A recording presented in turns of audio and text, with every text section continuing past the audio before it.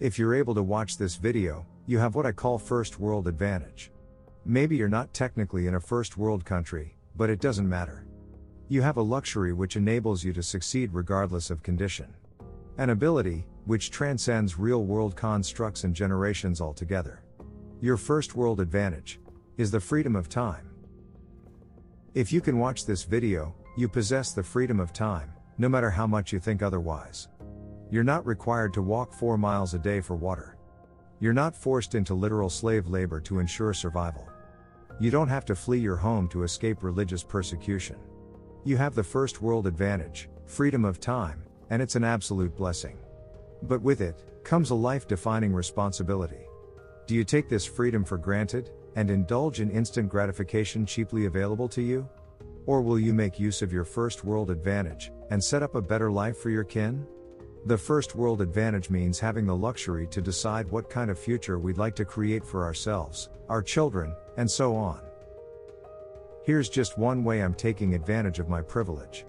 It's been 2 months since I completed a book called Complex PTSD, by Pete Walker. His book is about healing inner trauma. He claims that our current life situation is the direct product of our upbringing. His book has opened up a can of worms that will take some time to close. Here's what I mean.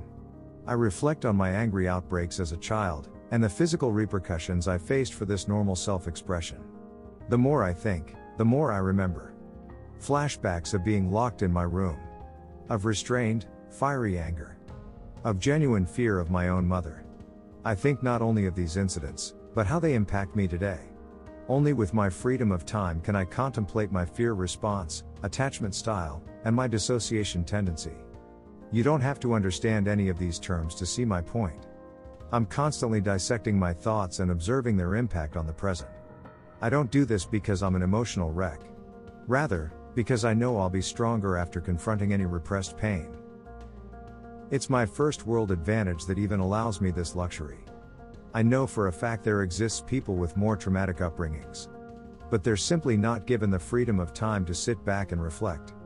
They can't open up that hairy box no matter how much they desperately want to. I'm truly fortunate to be able to delve into the deep recesses of my mind, come to terms with any inner trauma, and thereby progress towards my true potential. The first world advantage, your freedom of time, can manifest in many ways. From building the dream body, to crafting the online business, to developing a vibrant social circle. All of the self-improvement endeavors are only possible because of our first world advantage. Don't get it twisted. And to not make use of it is truly doing the world a disservice. Ultimately, my first world advantage will allow me to pass on a better life to my children. I know for a fact my parents have had similar trauma, but they never capitalized on their freedom of time, never confronted their repressed pain, and passed on a different form of trauma to me. But it doesn't matter.